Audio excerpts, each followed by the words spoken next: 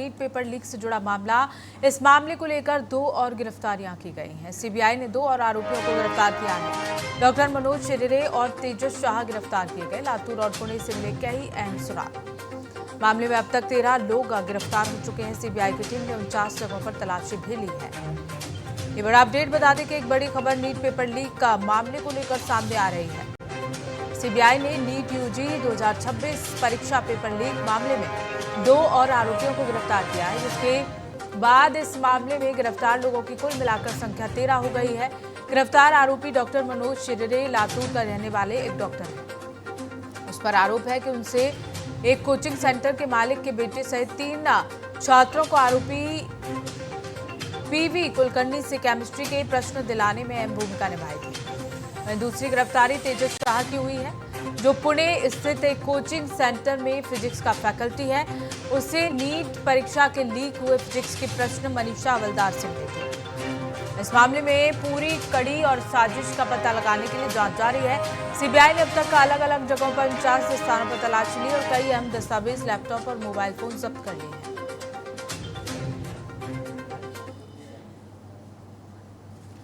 और इसी खबर को लेकर हमारे साथ संवाददाता अपराजिता जुड़ गई हैं। अपराजिता, लगातार 13 लोगों की गिरफ्तारी अब तक हो चुकी है। क्या कुछ अहम जानकारी इस मामले को लेकर निकल कर सामने आई है अब तक?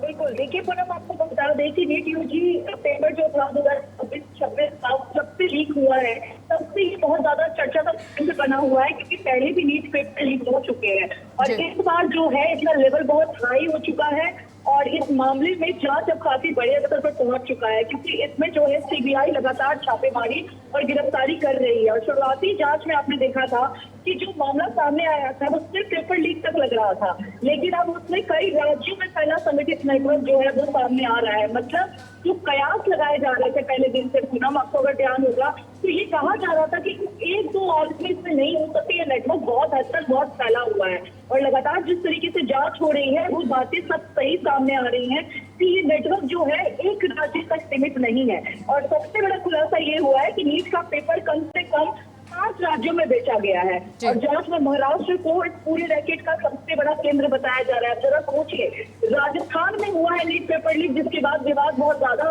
बढ़ गया था। एनएसयूआई से लेकर विपक्ष लगातार केंद्र सरकार को और शिक्षा मंत्री को घेरने की कोशिश कर रहा था, लेकिन अब लगातार जो जांच हो रही है उसमें महाराष्ट्र जो है वो लीक पूरे रैकेट में सबसे बड़ा केंद्र माना जा रहा है। और दूसरा राजस्थान का नाम आ रहा है, जहां से नीट पेपर लीक का विवाद शुरू हुआ था। अब इस मामले में दूसरा जो सबसे बड़ा आरोपी है तेजस हर्षद कुमार शाह, वो बताया जा रहा है जो पुणे के एक कोचिंग संस्थान में जो एपीएमए था उसमें फिजिक्स का फैकल्टी रहा है।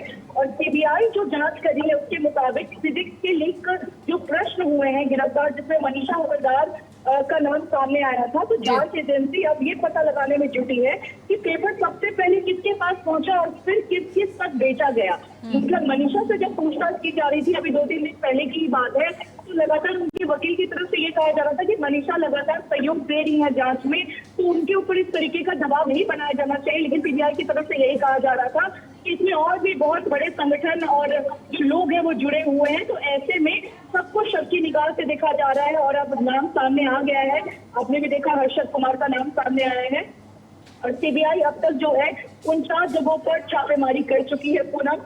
और इस रेस में सबसे अहम जो है वो दस्तावेज, लैपटॉप, मोबाइल फोन, डिजिटल सबूत जो है वो सब जब्त किए गए और इस आधार पे ये पूरा जो केस है अब आगे बढ़ चुका है। और जांच एजेंसी को महाराष्ट्र और राजस्थान में पेपर के प्रिंट निकालकर बेचने के भी सबूत मिले, मतलब साक्षी अब पूरी तरीके से जुटा लिए गए हैं। तो ये कयास लगाए जा रहे हैं कि आगे जो कार्रवाई होगी कोर्ट की वो इस साक्ष्य के बेसिस पर की जाएगी और अब जो आरोपी होंगे उन्हें पूरी तरीके से जो है वो सजा मिलने की उम्मीदें हैं, क्योंकि यह मुद्दा कहीं से भी दबने का नाम नहीं ले रहा है पूरा। बिल्कुल अपराजिता, और इस पर एक्शन लेना बेहद जरूरी हो जाता है, क्योंकि एक बार नहीं, 2 बार नहीं, बल्कि बार बार इस तरह से पेपर लीक होते हैं और कहीं ना कहीं जो समय की बर्बादी है वो यहाँ छात्रों की साफ तौर पर देखने को मिलती है।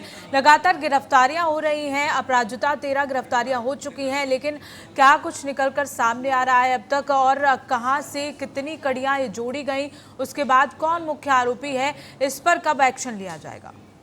बिल्कुल बिल्कुल, देखिए पूनम, अब तक 13 गिरफ्तारी हो चुकी है और सबसे ज्यादा आरोपी महाराष्ट्र से बताए जा रहे हैं। पहले 11 गिरफ्तारियों की जानकारी मिली थी, लेकिन जांच जैसे से आगे बढ़ी हमने देखा 2 और गिरफ्तारियां आज हुई हैं, मतलब कुल 13 हो चुके हैं। और अब जिस तरीके से सीबीआई लगातार साक्ष्य जुटा रही है, उस बेसिस पर अब कोर्ट में जब अगली कार्रवाई होगी तो उस साक्ष्य के बेसिस पर ये आरोपी जो है उनको सजा दी जाएगी। तो अगले अभी कोर्ट इनकी कार्रवाई के बाद अगले कोर्ट के जो आदेश होंगे उस पर सबकी नजर टिकी हुई है। और ये सारा जो खेल है वो पूरा का पूरा पैसा का था पूनम, क्योंकि सीबीआई अब तक उन अभिभावकों और लोगों के बैंक डिटेल भी खंगाल रही है जिनके खाते में आरोपी शिवराज मोटेगावर और सीवी कुलकर्णी जैसे सहयोगी मनीषा वाघमारे के खाते में पैसे ट्रांसफर किए गए थे। मतलब साफ है कि कहीं ना कहीं जिनको क्वेश्चन पेपर लीक किया गया है वो उनके अभिभावक, स्टूडेंट्स और उनके अभिभावक जो थे उनके बैंक डिटेल्स खंगाले जा रहे हैं कि किसको कहाँ कैसे कैसे पैसा ट्रांजेक्शन किया गया है। और इसी बेसिस पर कई अहम सबूत निकल के आएंगे कि कितने गिरोह साथ में रहे हैं, किनको पैसा दिया गया है। तो ऐसे में ये सब डिटेल्स काफी अहम हो जाते हैं। और ये जांच सिर्फ पेपर लीक तक सीमित नहीं है। अब सबसे बड़ी बात यह है कि किसने पेपर खरीदा है उसके साथ भी कार्रवाई होगी। मतलब कहीं ना कहीं उन स्टूडेंट के जो अभिभावक है, जो गार्जियन है, उनके खिलाफ भी जो है सीबीआई सख्त होती हुई नजर आएगी, क्योंकि ये पूरा का पूरा सिर्फ गिरोह पे नहीं जा रहा है शक का पूनम। ये उन पेरेंट्स को भी चेतावनी दिया जाएगा आगे जो इस तरीके से अपने बच्चों को नीट का पेपर जो है वो दिलवाते हैं। और कई ऐसे बच्चों के मनोबल टूटते हैं जो पूरे साल मेहनत करते हैं और उसका नतीजा ये होता है कि पेपर लीक होता है और उनका मनोबल टूटता है और फिर उनको निराशा मिलती है। बिल्कुल अपराजिता, और जैसे ही पेपर लीक की खबर सामने आई, लगातार जो विपक्षी दल हैं वो प्रदर्शन करते हुए नजर आए और छात्र भी लगातार इसका विरोध जताते हुए नजर आए। और कहीं ना कहीं जो शिक्षा मंत्री हैं उनके इस्तीफे की भी मांग लगातार उठती रही अपराजिता, क्योंकि जिस तरह से ये पेपर लीक हो रहे हैं और लगातार एक बार नहीं बल्कि कई बार बार ये पेपर लीक होते हैं, तो ऐसे में बेहद गंभीर सवाल यहाँ खड़ा हो जाता है कि किस तरह से क्योंकि हर चीज़ की एक कार्रवाई होती है, लेकिन लापरवाही जो यहाँ बरती गई है वो ना कहीं छात्रों के जीवन से, उनके समय से खिलवाड़ साफ तौर पर यहाँ कहा जा सकता है।